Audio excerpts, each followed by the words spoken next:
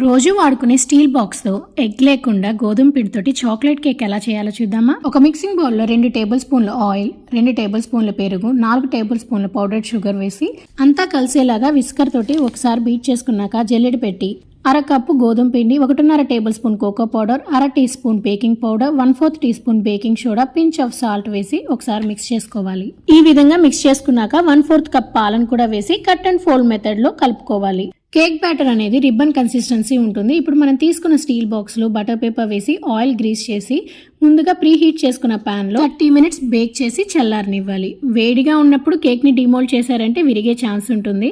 Sugar syrup కోసం వేడి నీళ్ళలో చక్కెర వేసి కరిగించాలి. డైరెక్ట్ గా పొయ్యి మీద పెట్టామంటే పాకంలా వస్తుంది. గనాష్ కోసం డబుల్ బాయిలింగ్ మెథడ్ లో చాక్లెట్ ని మెల్ట్ చేసుకోవచ్చు.